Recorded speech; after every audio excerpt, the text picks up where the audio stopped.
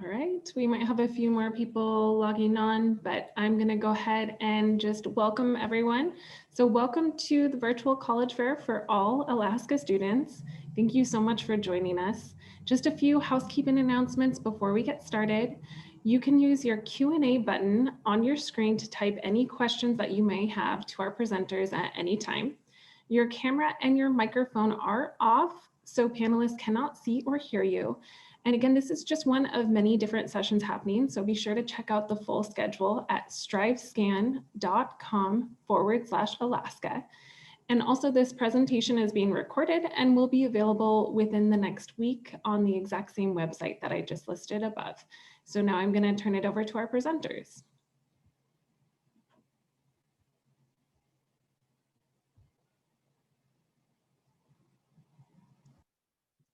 Hello, and greetings to this session tonight, Navigating Higher Education Options and Student Services as Indigenous Students. My name is Emily Ferguson-Stager, and I'm from the University of Montana.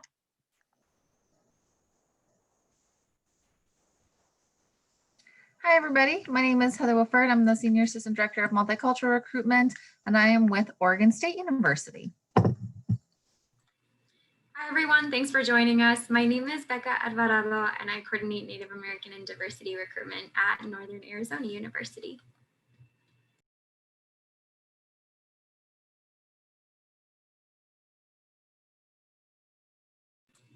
All right, so as we're launching into the presentation, we want to make sure that you are getting your questions answered. So we absolutely encourage you to submit your questions throughout the duration of our different presentations.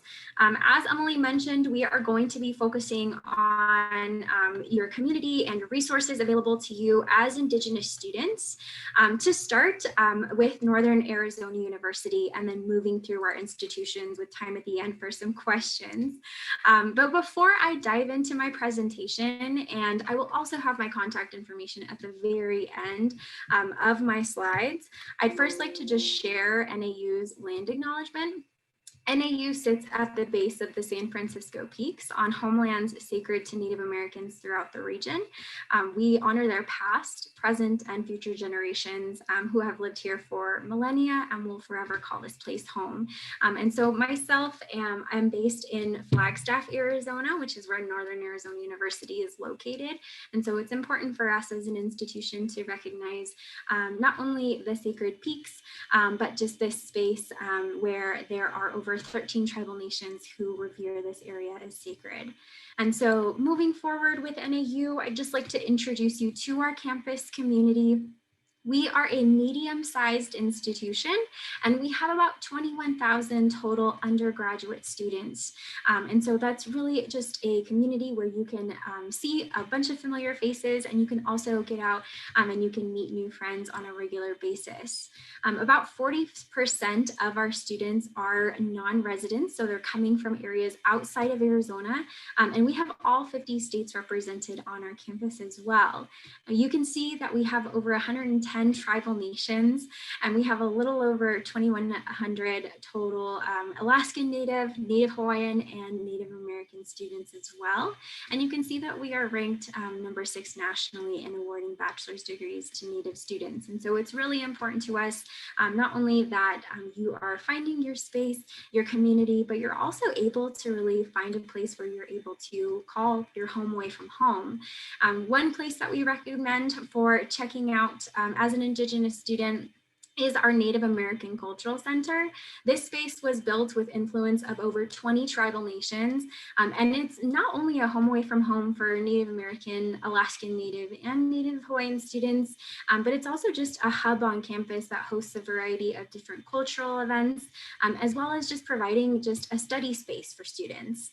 So alongside our study space, we also have tutoring that's available, and then we also have Native Indigenous related workshops that you can participate in.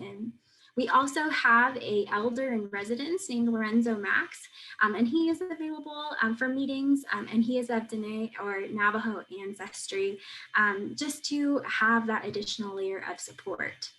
We also host a number of different annual events, including Native American Heritage Month, as well as our Stew Fest, that again, we invite all students to across the NAU campus. You can also see that our Office of Indigenous Student Success is housed within the Native American Cultural Center, and this office hosts our IndigiBridge to Success program.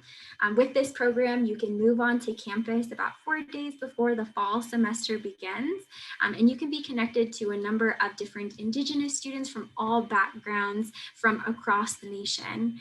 This program not only connects you to other students, but it also connects you to on and off campus resources, and you can be eligible for a textbook scholarship through this program as well. The Office of Indigenous Student Success not only has peer mentors, so students like you who are current students and are working towards their degree, but we also have some mentoring from our professional staff as well, if you would like to speak and consult with them instead. Now with that, we also have an additional layer of support with our additional resources across campus. You can see that we have everything from our disability resources to our Office of Inclusion. If you are entering the university with an IEP or a 504 plan, and you would like to see what kind of accommodations that NAU can offer, you don't even need to accept your offer before consulting with our Disability Resources Office first in order to make sure that you will receive the accommodations that you need to be successful. We are also a leading institution serving veteran students, and we have 2 veteran support centers across campus, one on North Campus and one on South Campus.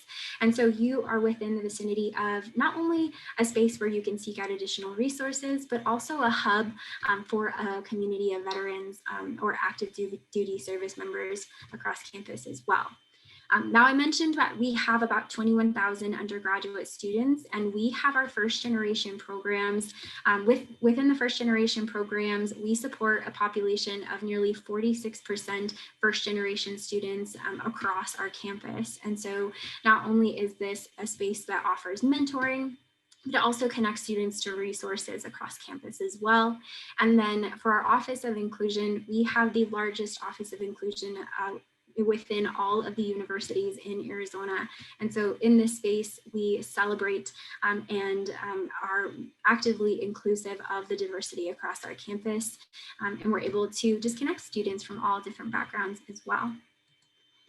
Now, switching gears just a little bit to our admissions criteria, you are looking at a screen of our 16 core classes.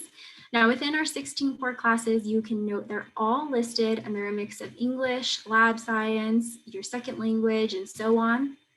Now, within these 16 core classes, we create our own GPA for you. It's called an Unweighted Core Gpa. And so it may look a little bit different than the GPA that you have on your transcript because we are mainly just looking at these 16 core. Now, if you have a 3.0 unweighted core GPA, you are automatically admitted to the university without any of those missing classes. But if you do have a missing class or what we call a deficiency, we will still consider you for admission. But please note that they cannot be within the same subject area, nor can they overlap in math and science. And so with that in mind, we will still consider you for admission with that 2.5 GPA. And we're also a test score optional university for admissions as well as for scholarships that I'll talk about in just one moment. Now, in terms of the value of Northern Arizona University, I'd first like to focus on our WUI program. Within the highlighted areas, you automatically qualify for our Western undergraduate exchange rate that's listed on the screen, and we have no minimum GPAs or program restrictions. You'll see the cost of attending the university listed below because it's really important for us to be transparent in our finances. And then we also have some scholarships that I'll touch on as well. And so for our additional costs, please note these are for an entire academic year, and our merit scholarships are going to support you in terms of your tuition. Now the GPA, in order to be considered for any of these scholarships, is based off of the 16 core classes. And for the WUI Gold, we look at a 3.5 core. For the WUI Blue, we look at a 3.0 core. Now, within these different scholarships, these are both renewable for up to your 4 years at the institution, and we automatically consider you for these scholarships when you apply for admission to the university. Now, what's next? So you just got a little bit of a crash course in some resources that we can offer students who identify as Indigenous, as well as general information about our admissions and scholarships. We encourage you to follow up by visiting us virtually. We also have an Indigenous visit day that is scheduled for October 30th, and you can reach out to me via the contact information on the next screen to be able to sign up. We also have our application that is live for the fall 2020 year, and you can access your next steps via the link that is listed as well. Now, just for some final information, you can see my contact information is listed. I encourage you to reach out to me. I've been able to work with students in Alaska for about 1.5 years, but I've been working with local Indigenous communities for the last 3 years in Northeastern Arizona. And so I'm really excited to be able to not only connect you to resources, but just to work with you and get to know you throughout your admissions process. And so you can see they're listed there. And then I also have some social media for you to follow as well if you'd like to know a little bit more about the life of a lumberjack. So thank you so much for your time.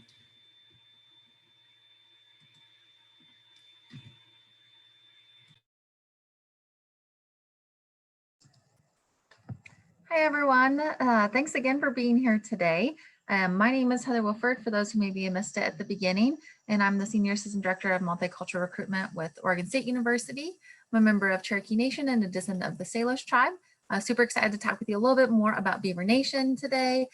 This picture is of our Native American Longhouse Inahas, which I'll talk a little bit about later on, but this is definitely one of my favorite spaces on campus. I love being able to hang out there during the day, and actually just came from our Native American Longhouse Advisory Board. So all of those advisory and faculty members want me to say hello and let you know that we are very excited that you may be looking at Oregon State after this. So let us know if you have any questions. I want to start off with our land acknowledgement statement. So Oregon State University in Corvallis is located within the traditional homelands of the Marys River or Apunakuban and the Kalapuya. The descendants of those tribes are now located in parts of Oregon where our Confederated Tribes of Grand Ronde and the Confederated Tribes of the Siletz Indians are located. To give you a little reference of where OSU is, Oregon State is primarily located in Corvallis, Oregon. That's our main campus. Overall, Oregon State is Oregon's largest public university. We have over 32,000 students that attend Beaver Nation, and that can seem super overwhelming to begin with, but we are really a small community at heart. Wherever you go and you say, go Beavs, on campus, you're going to hear go Beavs back. You're going to see excited alumni places. So it really is a great place and community to call home. We also have a small version of OSU called OSU Cascades in Bend, Oregon. So no matter if you're looking for Beaver Nation on a large or small scale, you're going to find us at both, and you're going to see our students all across the state of Oregon, online and across the globe through things like study abroad and research. So Beaver Nation really extends far beyond Corvallis, but that's primarily the location we're going to talk about today. So we're about an hour and a half south of Portland, Oregon, and about an hour from the coast. It's a beautiful area of the state, right in the heart of the Willamette Valley. So you have the Willamette River running right by town, and you have the Cascade Range to one side and the Coastal Range to the other, the Pacific Ocean not too far. So definitely a nice place to call home. And it's nice to be able to go and explore other parts and cities in the state of Oregon as well. One of my favorite things about our location is the fact that we have all four seasons, which growing up in Montana, you don't really have a spring, and I love that Oregon has a true spring, flowers blooming. So definitely a fun place to go home. We tend to draw a lot of students who are really active and engaged. There's a lot of things happening in Beaver Nation all the time. If you're bored at OSU, you're trying really hard to be bored because there's so much going on all the time. It really has a great energy on campus. So whether you're part of one of our student organizations or you're doing intramural sports, maybe do study abroad or participate in Greek life, you have all those opportunities at OSU to build a community, maybe continue something you're passionate about, or find something new that you really are interested in getting involved with. And we're here for you to help you kind of figure out those opportunities as you go. And there are a lot of those are available culturally. So a number of cultural organizations, we have cultural Greek life chapters at Oregon State. So a really active campus for sure. One of my favorite stats about student life is that our largest intramural program is basketball, and we have over 200 teams that compete in intramural basketball every single year. So our students really like to get out there and be involved when they're on campus. To give you a little bit more idea about our Center for Support with Native Students, Native American Longhouse Inahas is located right in the heart of campus. It's a great facility and our first cultural resource center at Oregon State. So at OSU, we actually have 7 of them on campus. And even though they have their own facilities, own buildings, they work collaboratively a lot with students. So no matter your identity, you have a space to go and build community and get involved with activities. The cultural resource centers have their own kitchen, a meeting space, spots just to hang out as a student. There where you see a lot of our clubs having meetings or hosting events throughout the year. The NAL specifically hosts a big event for us called the Native American Longhouse Annual Salmon Bake, where we should do a traditional salmon bake out on the front lawn. It's free for people to go and get some incredible Indigenous food. They have Indigenous feast. And Thanksgiving, they host bead nights, they have masculinities, they have, a two-spirit program, like meetings and things like that. Just a great way to connect on campus. So you can see some of those events there. And also, even though they're not all specifically located within the NAL, a lot of our student organizations call that home. So if you're part of the Native American Students Association or RAD Indigenous Queer and Two-Spirit, the ACES organization, you see a lot of those meeting on campus as well throughout the year. In addition to the NAL, you're going to find a lot of other support. That's one of the things I really would want you to consider as you're looking at colleges, is look for a space that not only makes you feel like you're at home and has your major, but also a place that's going to support you academically. And we have a number of those on campus, including EOP, TRIO, LSAM, all are designated to help students with mentoring and advising, get you navigated around campus and comfortable with the institution, help you find tutoring. They have bridge programs during the summer. So a lot of really incredible support built into the organizations for you. And a lot of them work very closely with our cultural resource centers as well. We do require our freshmen to live on campus that first year. So we see a lot of the first year students on campus, and then we see a number of transfer students at OSU as well living on campus. And so there are 16 different residence halls, and starting this year, we have a brand new space called Mungskookum Indigenous Living Learning Community. It's a space within the residence halls for students who want to learn more about Indigenous history and culture, and also students who want to find a community space and want to connect with other students who maybe share a similar identity. So that is definitely an awesome opportunity for living on campus. And it pairs with our NIA Black Scholars community as well. Any student is welcome to participate in that floor, but it is a really unique offering as well. And that artwork is actually from the space, and some students helped design that, so pretty cool. We know not all of you may be able to come to Corvallis. Sometimes, especially right now, it can be a little difficult to go and be at schools in other states. And Oregon State has a really incredible eCampus program. It's actually ranked one of the best in the country. And they have a specialized serving tribal communities program within eCampus. So if you are taking classes online, getting your degree at a distance, you're going to get the same type of culturally sensitive support and programming through our eCampus program. That person right there is a good friend of mine, Eddie Rodriguez, and he is one of the support coaches.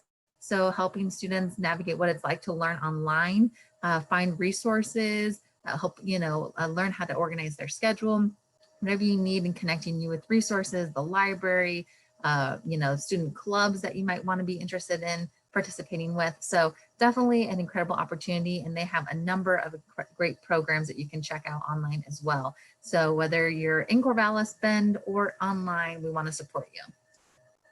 A little bit more about Oregon State in general is that we have over 200 academic programs at OSU. So students study everything from agricultural sciences to marine biology, environmental engineering, education. There's a lot that happens at OSU. So depending on what your career is, we can help you find the right major for you. That Find Your Major tool down here at the bottom of the screen is really helpful. So you can go in and filter based on theme, location, academic college, to find the information that might be specific to the degree you're interested in. So definitely check that out. For those of you who may be undecided, we have a space for you as well, University Exploratory Studies. We can help you find your major while you're at OSU. And we also offer an incredible honors college as well. a little bit about admission. So now that hopefully you're excited about Oregon State and thinking about applying, we want to talk a little bit about what that process is like. We are a holistic review. So we're going to look at things like your transcript, the types of classes that you took in high school, your overall GPA, college prep classes. So all of that's a big part of our transcript evaluation. We don't have a set cutoff for GPA, but a 3.0 or higher unweighted is a good competitive benchmark to be considering. We also have an essay that you fill out, and that tells us a little bit more about you, what you're involved with, what you're passionate about, maybe challenges that you've faced. So this is really your chance to tell us your story. And if you need additional space, you have an optional personal statement you can use as well. Oregon State is test optional, so it's up to you if you want to send an SAT or an ACT score. Not sending in a score is not going to negatively impact your application. So if you're really proud of your score and you feel like that adds to your application, feel free to send it in. But if you're like me and you're like, man, this isn't maybe what I want as part of my application, or you just even didn't get a chance to take the test, you can apply test optional, and that's totally fine as well. We recommend if you are considering applying to Oregon State, apply early. That's really beneficial. We'll get you a decision earlier, but it gives you also more time to go through the next steps. So, and that is kind of directs us into scholarships. Just really quickly, we have scholarships automatic for students as they apply to Oregon State. So you don't have to do anything extra. You just apply and we'll consider you. So there's a number of options that fall under that category. So just make sure you're getting your application on time. We'll consider you for awards, including WUI, the Western Undergraduate Exchange. That is a competitive program, so not all students from a Western state will get that scholarship, but it is available at Oregon State. Once you're accepted, you'll also be able to apply for additional scholarships through our Scholar Dollars application, and you'll also be eligible for FAFSA if you submit your free application for federal student aid application to OSU. So lots of ways that you can find funding to help pay for college. If you have additional questions, I'm here to answer them in the Q&A, so submit those. But feel free to email me later, heather@oregonstate.edu. All you have to do is remember my name and you can email me. So Heather, that's the key thing to take away. Thanks for being here. I'll pass it over to Emily from U of M.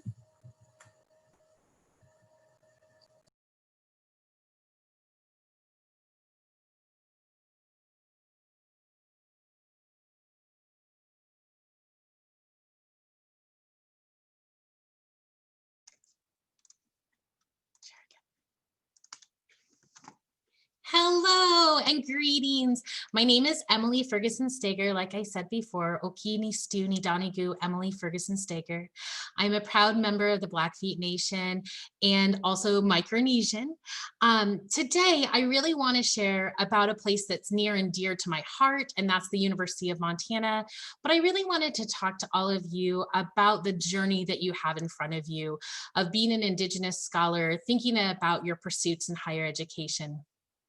As a student myself, one of the confusing aspects in high school was deciding where and what I wanted to study and where and what I wanted to become when I, quote unquote, became an adult. And one of the benefits that I actually fell into is the opportunity to attend my own tribal college. So my higher education journey actually started at the Blackfeet Community College, located in northern Montana on the Canadian border. This provided me the opportunity to reinforce language, to explore my culture in a very different way, while also gaining the foundational skills needed for a higher education journey at a predominantly white institution. It is really important that students know of the variety of educational opportunities that are out there for you. Blackfeet Community College, like many other tribal colleges in the nation, were founded in the 1960s, 70s, and 80s as part of the tribal college and university movement.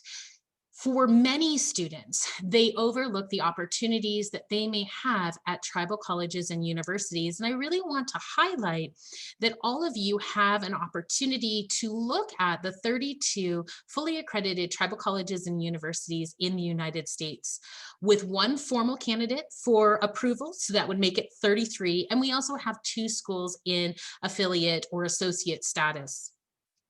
These tribal colleges and universities offer 358 total programs. They span from diplomas to certificates to full degrees.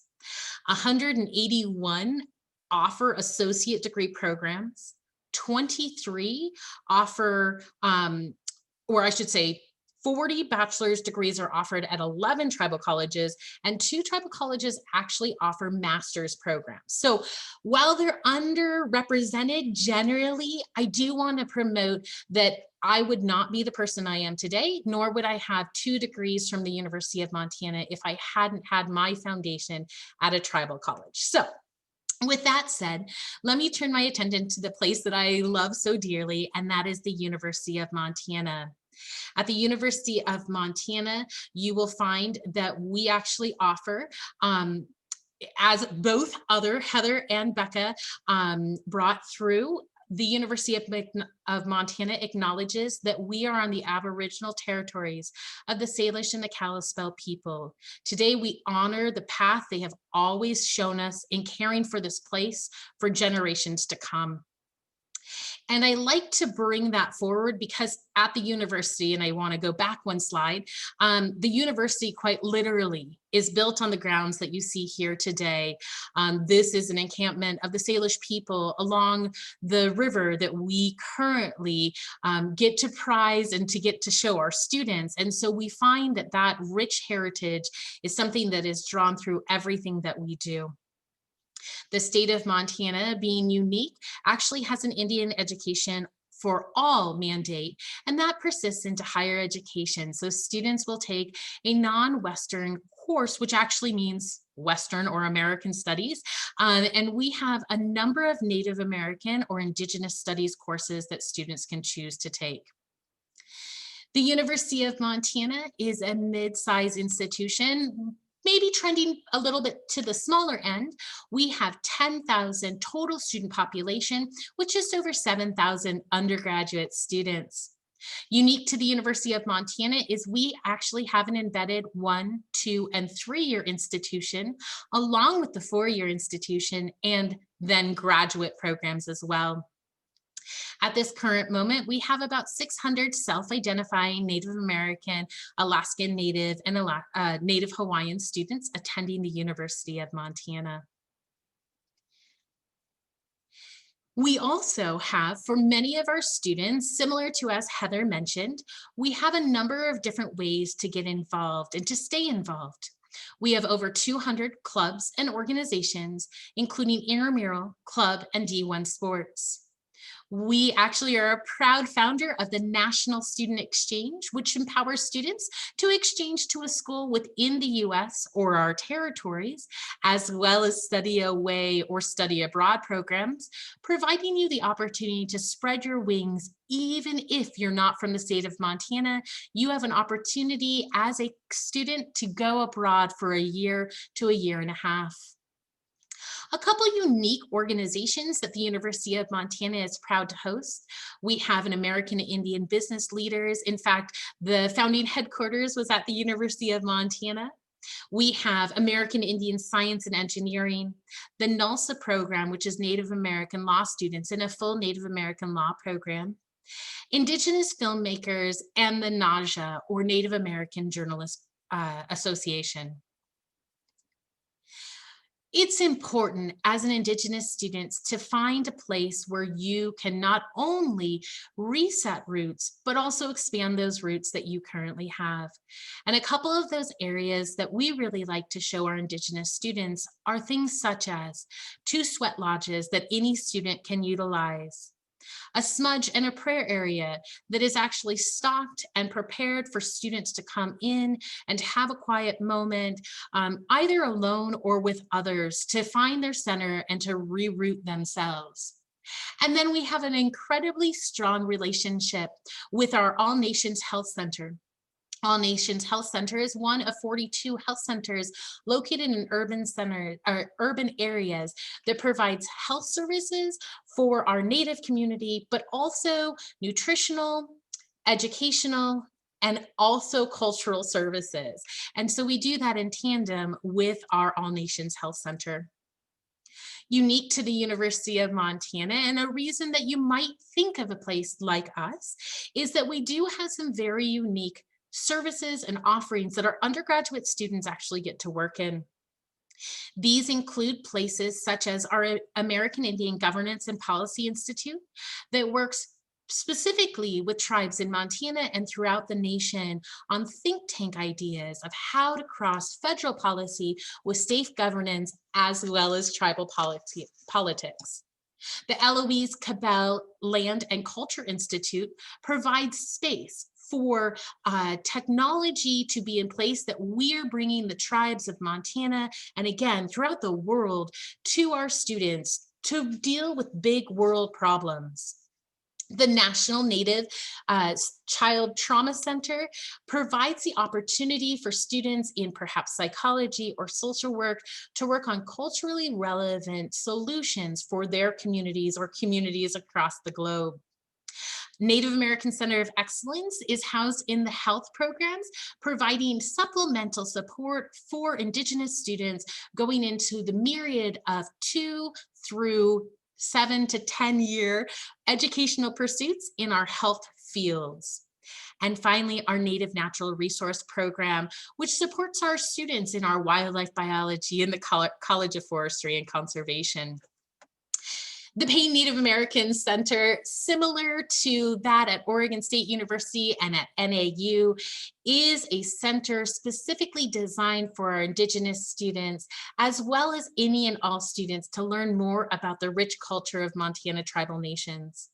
Surrounding the building are seals from all of our tribal nations, as well as words of support from elders. Around the building, you'll find sacred gardens for each tribe, and each tribal nation has come and planted plants and medicine that is important to their peoples here in Montana, and we are the stewards of keeping that up. The building itself is actually erected on a traditional Salish camp. And so we really honor that space. We bring mentors in, we have cultural services. We also have a lot of what I like to call fun engagement. So we have sewing machines in there if you would like to sew. We have supplies for beading. We have leather or buckskin if you would like to make something.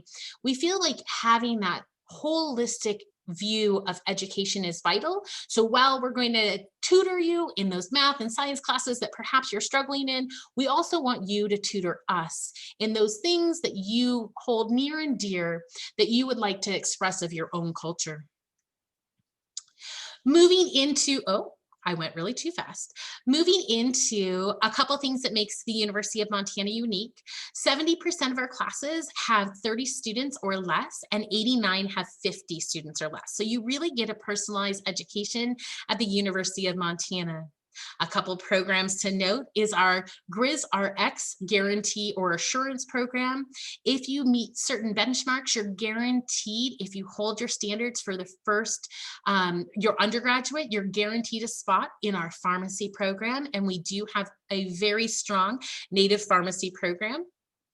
We have a minor in mountain studies, a joint geoscience, Bachelor's of Science International Field Geoscience program that actually takes you across the globe to study, and the #1 wildlife biology program in the United States and North America.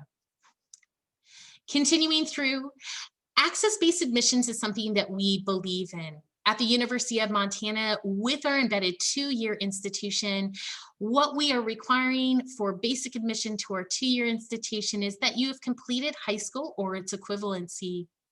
For the 4-year institution, we are looking for you to have met a 2.5 cumulative unweighted GPA, a 22 on the ACT if you choose to take the ACT, or you can graduate in the top 50% of your class. If you've met one of those requirements, you're eligible for admissions to the University of Montana. Now, noting this is a year unlike most other years, the University of Montana, similar to the other 2 institutions, is not requiring test scores in any way, shape, or form. We will be reviewing that policy after fall of 2021. Really quickly, and I don't want to go too far into this because you always have an opportunity to check out this slide or to check out our website, but I wanted to show a very transparent picture of what the University of Montana cost is for out of state, for WUI and also for Missoula College.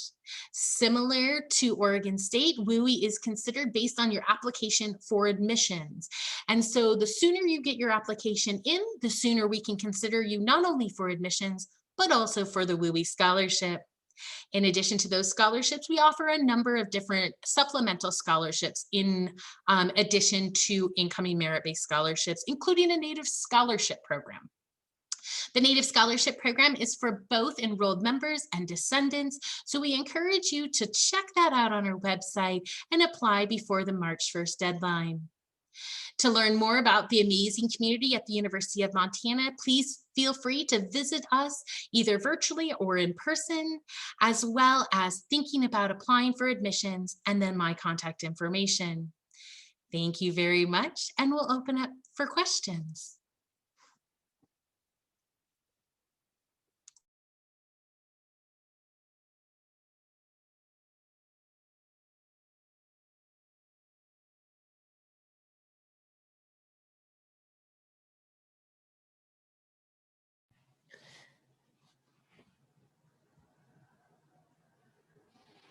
Just as a reminder, if you have any questions, go ahead and type them in the Q&A.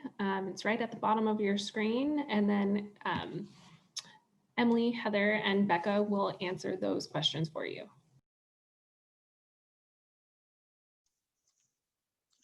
I'll ask a quick question of Becca and Heather while we wait for other people to ask questions. So Heather and Becca, what would be one question that you think is really important that Indigenous students ask when they're exploring their higher education opportunities?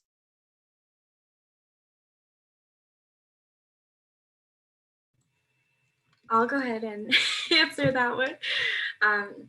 So a really big piece about about choosing your future college is not just the academics, which is very important, and it's not just the finances, which you've seen our universities be very transparent about those. But I think the biggest piece is what kind of a community is there? I'll speak for myself in sharing. I'm an NAU alum, and it was the academics that got me there and the scholarship to the institution. But it was my friends and my community that really kept me at the institution. And so that's one of the biggest questions I would ask is what's your community like, and how can I get involved? And yeah, so I would ask that one. And I guess, and we could also answer that question, I'm sure, if we don't get any questions in. Definitely something I recommend asking as well. It's a great question. I led to a little bit in my presentation, but I think one of the questions that students don't ask enough is about support. So there's, a lot that gets thrown at you about getting you to an institution, but what is that institution going to do to help you stay there and be successful? How are they investing in your success, in your ability to complete the program, get involved with organizations, be ready for your career and your next steps. So don't underestimate the support aspect of it. College is hard no matter what. It's a work, it's work to do. It's one of the best investments you're going to ever make. And it's worth the effort. But everyone needs support at some point when they go to college. So making sure that institution has the type of support that's going to fit your needs and your interests is huge. So definitely, make sure to ask about that. And get some information. That can be a big part of your decision-making process.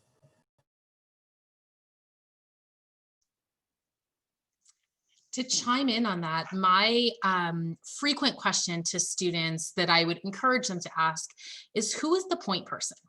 It is vital to have a point person. And I used to tease that it was to ask my silly questions too. But you'll hear people say things like, hey, have you checked out your EFC? And my first response is KFC, I'm hungry for chicken. And so it's really important when you're going to college, and especially if you're coming from a first generation household who's going to support you like no one else, to have someone on the inside who can help translate the silly language that we use in higher education that makes it feel like you're on the outside. Let me give you one guarantee: every single student is in the exact same boat. Even if they look like they know what they're doing, Most likely they're doing a good job of faking it, but it's having that support person. So whether it's Becca, Heather, or myself, we will take it upon ourselves to hand you to the next person that will provide that support. And it's not because you can't do it. It truly is because it's learning an entire new culture.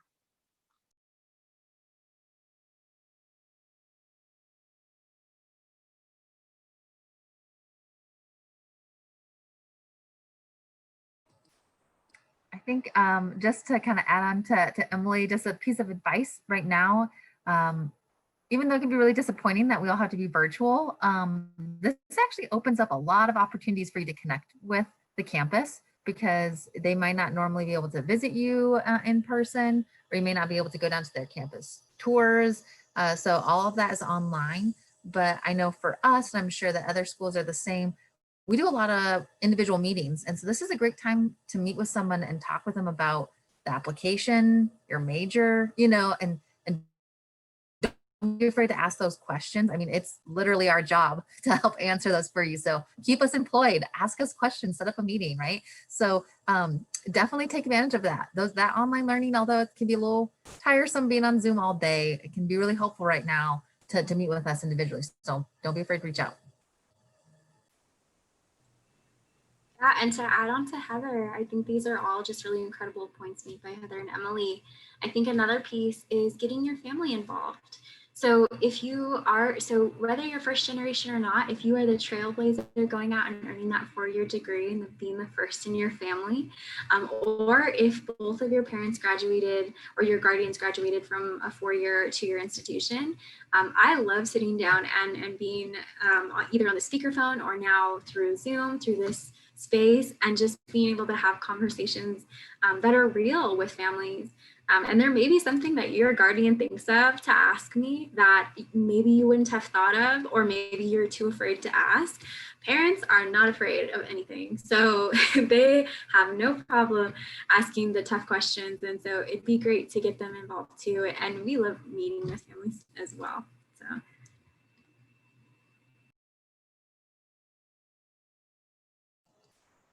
I'll just jump in with another piece of advice. I think that's what we're doing here is advice with no questions. One of the things I talk a lot about with students is don't close yourself off to opportunities right now.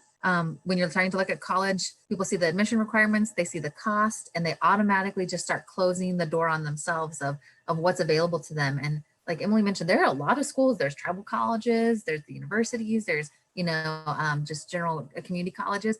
There's a right school for everyone. And so it takes some time to do that, but give yourself the chance to see what's out there. Don't make decisions right off the bat without getting the full picture. A lot of times we see students who look at the cost of attendance and they automatically say, there's no way I can afford that. But you might find out that they give you a great financial aid package, but you don't know that right off the bat, right? That's, a great example is students who might look at a private institution, they see that cost of attendance and they think there's no way.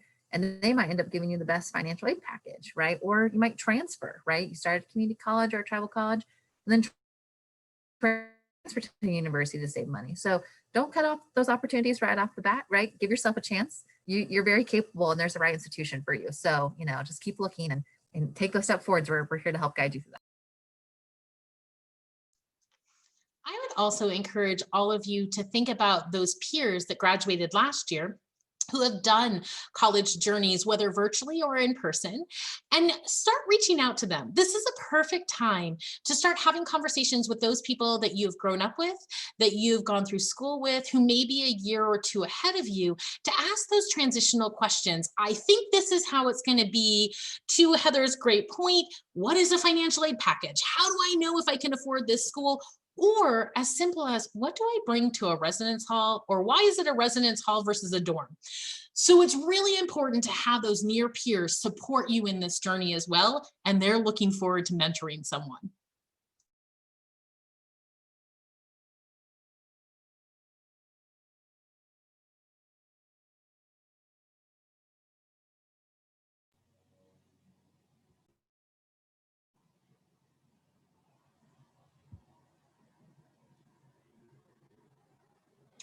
Okay, thank you all so much for coming.